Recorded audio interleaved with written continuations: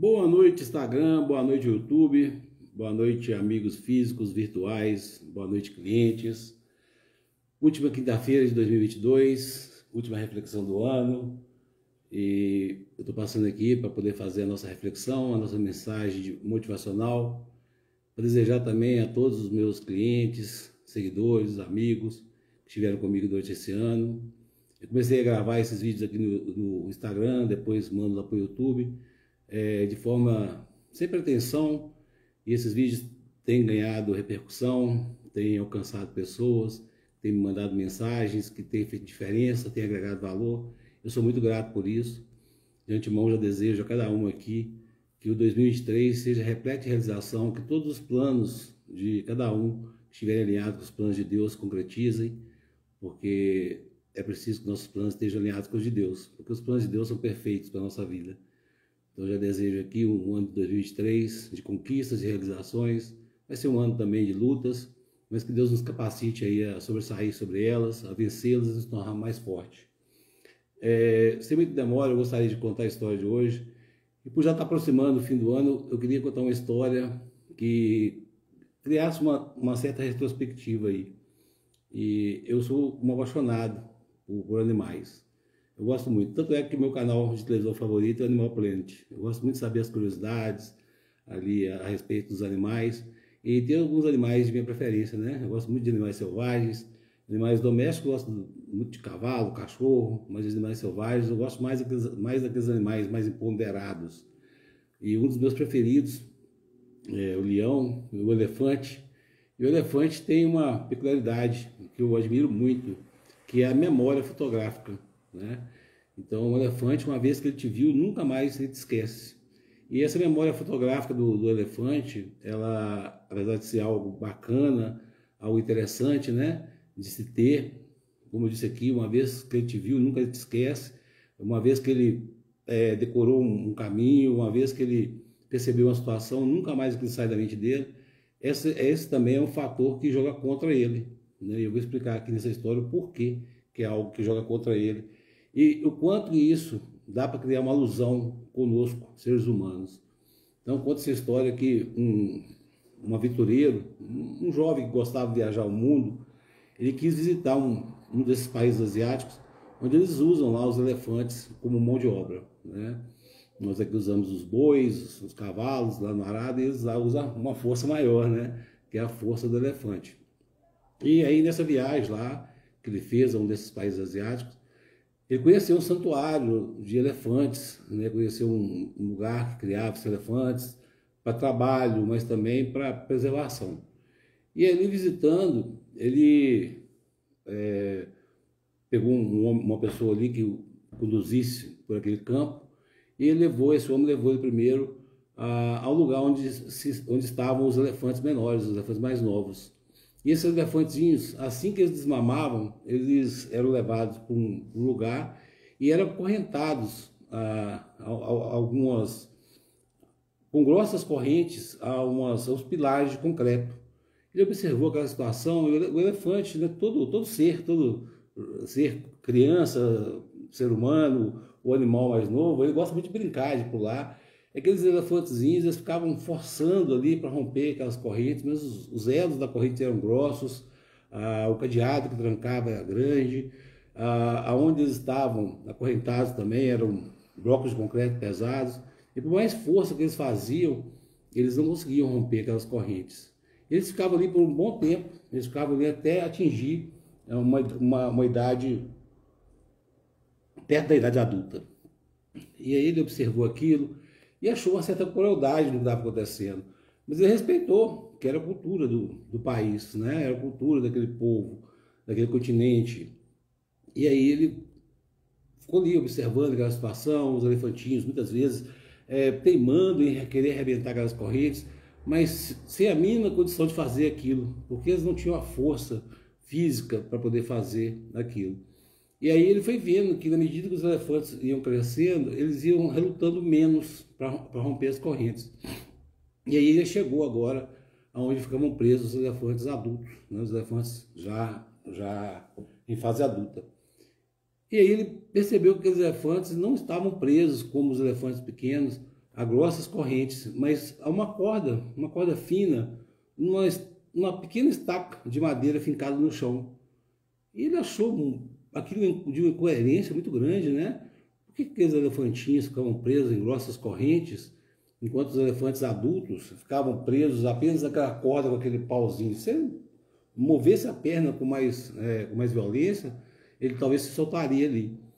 E aí ele conversando ali com aquele guia que estava conduzindo ele por aquele passeio, ele falou: mas como é que é isso? Me explica a situação, eu não estou entendendo muito bem. Por que aqueles elefantes pequenininhos lá ficam presos, atados a grossas correntes, enquanto esses elefantes grandes ficam nessas cordas frágeis com essa estaca no chão? E aí o guia trouxe a explicação para ele. Ele falou: olha, o elefante ele tem uma memória muito boa, e ele é muito fácil de ser condicionado. Desde jovem, quando a gente prende nas correntes grossas, ele tenta a todo momento romper aquela corrente, quebrar aquela corrente para se ver livre. E na medida que ele vai crescendo, ele vai percebendo que não vale a pena lutar contra aquilo. E quando ele se torna um adulto, ele tem aquela crença de que ele agora está preso naquela corrente. Meu amigo Jackson acabou de entrar aqui, o Luiz Otávio, meu primo também. Gratidão aí, abraço Jackson, que Deus proteja aí nas ruas da estrada, meu amigo aí de trecho. E aí ele falou com ele: então quando eles ficam mais velhos, a memória deles está voltada lá no passado, de quando eles ficavam presos aquelas grossas correntes. E por ocasiões assim, que não acontecia com muita recorrência, quando acontecia de um elefante se soltar, ele fazia uma quebradeira danada ali, né? Ele entrava ali nas plantações, destruía muita coisa. Então por isso os elefantes, mesmo adultos, já condicionados, precisavam ficar presos, ainda que por pequenas cordas, porque eles confundiam liberdade com libertinagem. Então eu quis trazer essa reflexão aqui para comparar a nossa vida de 2020 para cá, quando surgiu a pandemia. Quando surgiu a pandemia, não só o Brasil, mas todo mundo, o mundo inteiro, né? Nós como seres humanos, nos sentimos acorrentados a grossas correntes que nos prendiam àquela situação da pandemia, do coronavírus, que era algo novo. E ali nós estávamos como crianças, como bebês elefantes, né? Sem saber como lutar, querendo sair e fugir daquilo, mas sem saber, sem ter força para aquilo. E aquilo nos condicionou a estarmos presos, até os dias de hoje, a essa corrente. Hoje nós crescemos, assim como aqueles elefantes, mas ainda nós estamos condicionados. Eu não estou dizendo aqui para ninguém ser incoerente, para ninguém agora não se precaver ou ser descuidado. A minha esposa, ela foi diagnosticada com Covid agora, ela testou positivo, ela está passando aqui por uma semana de luta. Eu creio também que eu tive semana passada, mas se eu tenho ainda, estou assintomático. Mas o fato é que a gente não precisa mais ficar vivendo preso àquelas correntes. Nós crescemos, né? E nós temos que entender aquilo que o elefante não entende. O elefante, quando ele conseguisse soltar, ele ia para as plantações, ele quebrava ali, destruía as plantações, porque ele não sabia diferente de liberdade para libertinagem. Mas nós, seres humanos, nós devemos saber qual é a diferença de liberdade e libertinagem. Então hoje a gente não precisa ser obrigado a usar máscara mais, mas é de bom tom que, independente do lugar que a gente for, que a gente use, independente de ser obrigado ou não. É ridículo, às vezes, nós temos que pagar uma multa alta e ameaça de prisão se nós bebermos e dirigirmos, né? Então a gente vê que a gente parece muito, de repente, aí com essa condição do elefante, de confundirmos muitas vezes liberdade com libertinagem. De repente, se fosse uma lei que falasse assim: olha, se for pego, dirigido, embriagado, o policial vai te dar um xingo, vai te dar uma correção, vai te dar uma advertência, provavelmente as pessoas continuariam fazendo isso. Então há essa confusão de liberdade e libertinagem. E nós precisamos, às vezes, assim como o elefante, estar presos ali.